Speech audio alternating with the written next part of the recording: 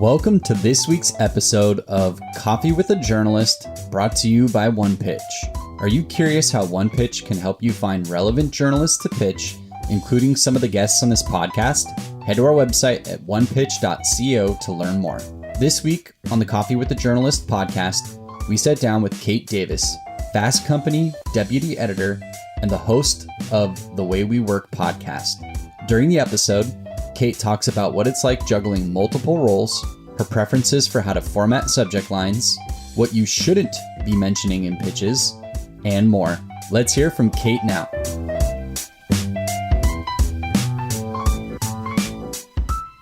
Welcome, everyone. This is Coffee with a Journalist. You are here, hopefully drinking coffee and wanting to know what journalists want. So that's what we're here to do on this show. I'm Beck Bamberger. And with us today is Kate Davis, who's been a longtime Fast Company reporter, editor, and so forth, officially now deputy editor of fastcompany.com and the host of a new wonderful podcast as well called The New Way We Work. Hi, Kate. Thanks for being here. Hi, thanks for having me. I will say the podcast is not new. It's been around for 5 years. Oh, God. Okay. Oh, geez. Oh, awful. Okay. Well, just so people know, she's the host of The New Way We Work. I think I got tripped up, Kate, because I'm like, oh, the new way. We're working in a new way, but we've been talking about working in a new way for a long time. The podcast actually used to be called The Secrets of the Most Productive People, and we switched the focus. We switched the focus in about a year or so ago. That part's new, I guess. Okay. No wonder I'm tripped up. All right. God. Oh, blunder. All right, Kate. Well, we're here. You've been at Fast Company for a bit, which is a little rare, 2013-ish and some change. Yeah. How is your inbox these days? Oh, well, everybody's inbox is crazy, right? Like at least emails a day, like new ones coming in. Oh, that's not bad. Oh, I guess. Okay. Yeah, I've heard way worse, but go ahead. I'm a big deleter, which everyone's not going to like to hear, but it's after decades in this industry, I can tell really quickly what's worth opening and reading. And so when I get that big, long inbox, it's like delete, pause. It's a pretty quick process. Oh, okay. Yeah, you're masterful at this level, I would imagine. So for so many people who are listening here, they want to know, well, how do I get my email open, especially if I don't have a relationship with you? What is it in the subject line that entices you?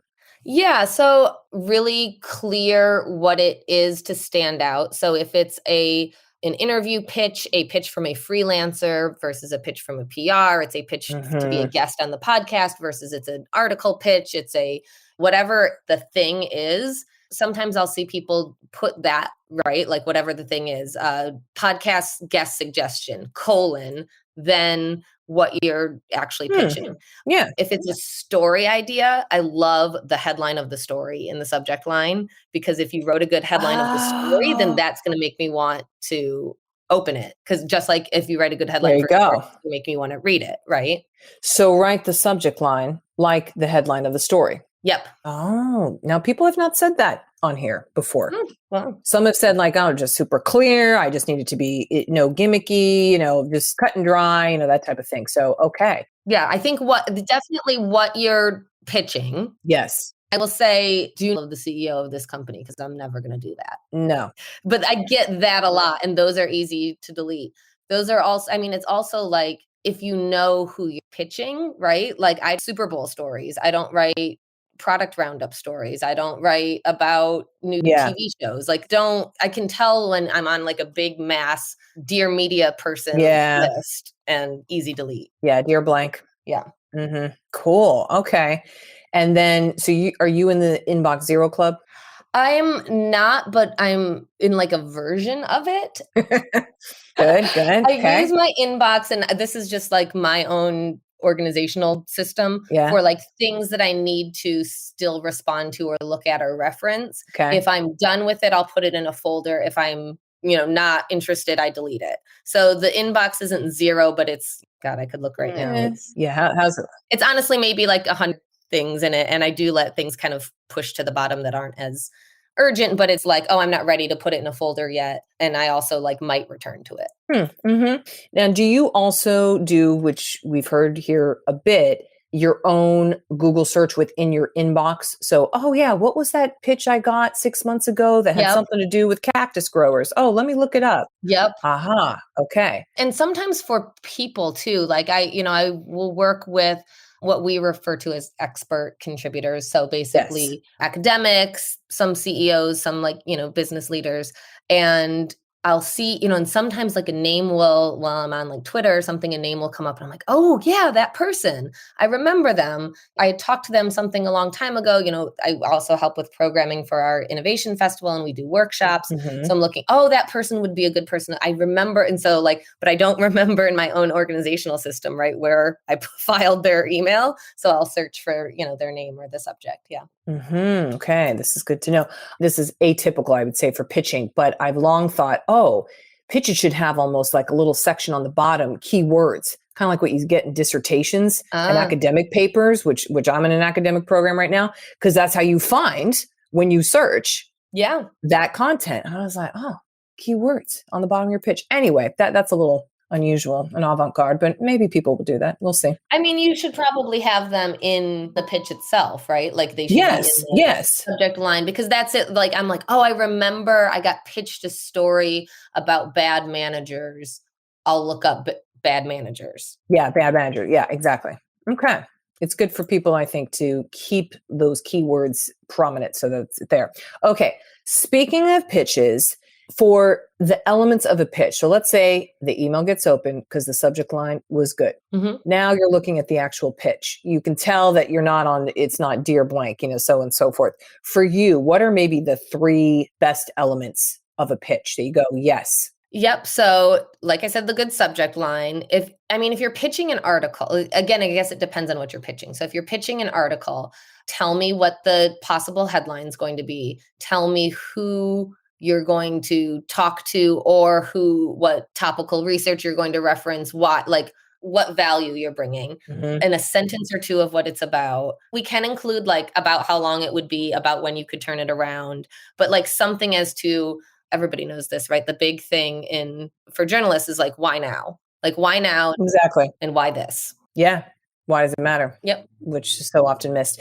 Now you just said there, and I, again, haven't heard this too often, the potential headlines, the actual headlines. So do you even like to see oh, hey, Katie, this could look like A, B, or C as a headline? I mean, that's a little audacious, I'd say, but does that help you kind of discern and see, this is how this would look if we ran this? Yeah, I think so. Or sometimes if it's I think a lot of people pitch on I could talk on this topic or about these things. Or are you working on any stories about quiet quitting? I mean, that's also a big pet peeve, is a thing is in the news and then you try to shoehorn your way into it. Way into the thing, yeah. But if you have a unique perspective, everybody's talking about, actually it's been around for a long time and here's my take on it and here's why it's different and here's, thinking about this, it kind of all boils into something that's relatable but surprising. So something where you hear it and you're like, oh yes, that makes sense, but I had never actually thought of that or put it that way, or nobody had ever articulated it. So an example, and this was actually an editor in a brainstorm the other day said, have you guys noticed that all the companies that are doing layoffs are laying off around 6% of people? Yeah, exactly. It's a number. And we're like, oh yeah. I mean, we all knew it. Yeah. But nobody had articulated it. And so we're like, let's find out why. And so if somebody an economist or somebody had pitched me, with the subject line, why are all companies laying off 6% of people? I would have immediately been like, oh my God, yeah, why? Tell me. And then they can tell me, I've noticed this, it's part of this trend. This is why it's happening. I could turn around an 800-word piece for you with this sort of data backing it up. Okay. Great example too. Thank you for that. Today's interview will continue after this brief message brought to you by OnePitch. Are you curious to see the unique ways OnePitch helps PR professionals and marketers pitch journalists? Head to onepitch.co to learn about our new OnePitch score and see how easy it is to find the right journalist to pitch your news to. Sign up for your free account today. Now, back to today's episode. Now, for people who don't know you, Kate, is there a way in which they can attempt to make a relationship with you? Yeah, I mean, I think emailing is what everybody does. It's Of really course. great if if you email, and we've talked about this already, right? Like, know what I cover and what I don't cover. And it's also great if there's some sort of a connection. Like, obviously, this kind of everybody knows, right? Like, if you're like, oh, such and such colleague or mutual connection referred me. If on LinkedIn you see that we know the same people in some way, that's cool. Just, I think, and like, I don't mind email versus like a LinkedIn pitch. A Twitter DM is a little odd, but I'm okay with Yeah, it. yeah. Okay. Yeah. But just basically not and again, like, not in a swarmy way where it's like, hey, what can you do for me? Like, there's so many pitches like that, right? Or cover my company. My company's doing something really cool. I don't know how you do it because I would just be rolling the eyes in the back of the head so far. I mean, we hear it on our side when companies are coming to us to be represented. Oh, we're so unique. If I hear unique one more time, I cannot. Innovative, disruptive. I think that's gone away, by the way. I think it has. I do not hear that, but unique is still floating in the abyss. So Yeah. okay. What about exclusives, embargoes? Do you take either, and how do you like them? We take them. We love exclusives. If it's actually something Hmm. exclusive. I mean, I think that's another True. thing, right? Where people try to manufacture the hype around it. Yes, yes. Exclusive announcement about this there's about, like, just because you're making it exclusive. We painted our walls. Yeah, right. Embargoes are honestly annoying unless there's a reason for them. I feel like a lot of people make embargoes just to kind of hype the anticipate, like, they're trying to make false anticipation. Like, why is it really embargoed? So, not a huge Hmm. fan of embargo, and that it also hinders journalists because, like, we have a time that we publish stories that works for our newsletter, that works for social, that works for homepage, and if you made this wackadoo embargo of 3 p.m. Pacific time, like, okay, well, what does that do for us? Good to clarify. What about Kate for the podcast? Is there any difference there for how those pitches should come to you? Yep. I mean, it is a lot of similarities in that I get so many pitches that are, oh, you should interview our CEO about this topic that you talked about.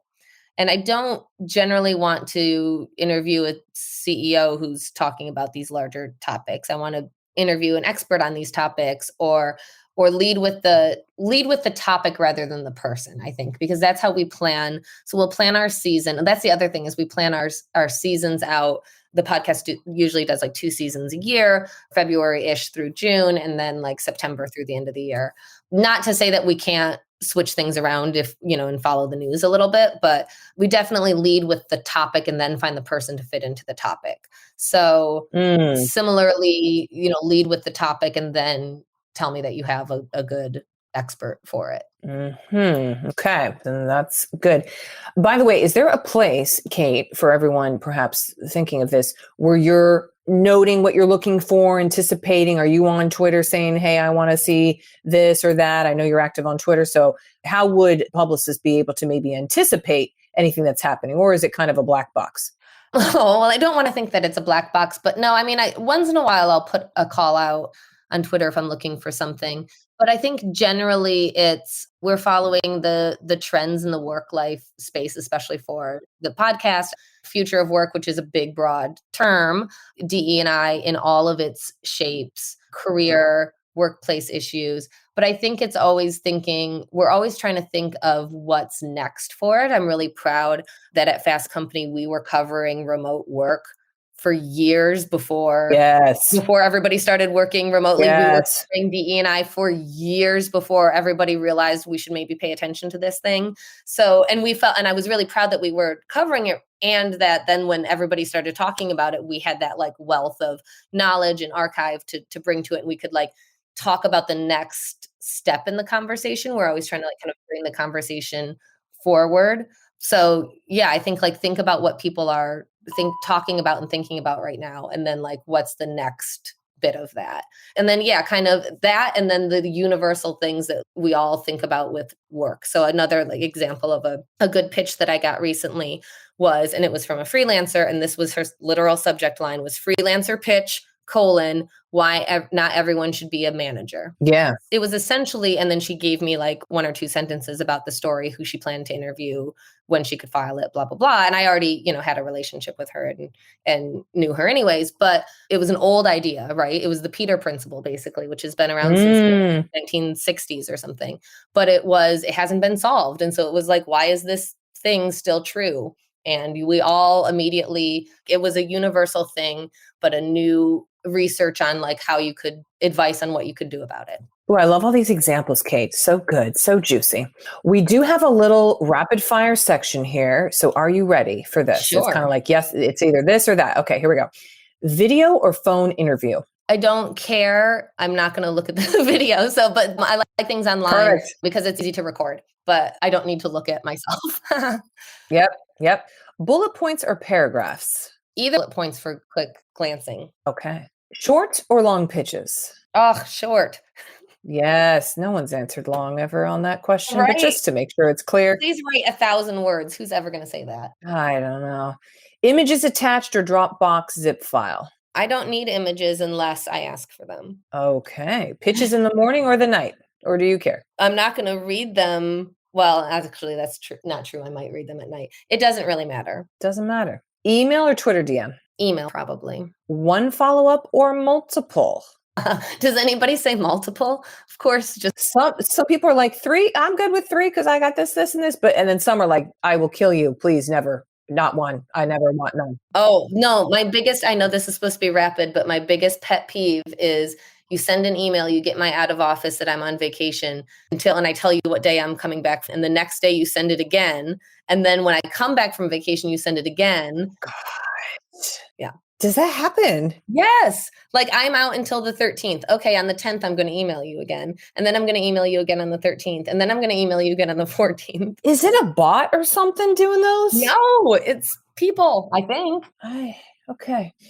Direct or creative subject lines? I know we covered this, but just to put the record clear. Yes, direct. Give me who you are, what you're asking for in the headline. Yep. Press release or media kit? Usually neither, but press release, I guess. Okay. Yeah. I mean, give me the information I need. Again, I kind of feel like it, like I do about images. Like if I need other assets, I'll ask for them. Yes. Perfect. Okay. Kate, we're here at the end. This has been fun. Is there anything that you want to promote, plug, discuss, end with, just for all of our sanctity? Yes, of course. Does anybody ever say no to that? No, some people are like, yeah, I'm good. Don't read or listen to anything I do. Yeah. No, I will plug the new way we work, which is coming into its 10th season, 5th year. Yes. Our new season starts on the 20th of February. Oh. I'm very excited. This is such a shameless plug that nobody will do it. Doesn't matter to anybody but me and my mom. But we were nominated for an Ambie for Best Business Podcast for our short miniseries Ambition Diaries,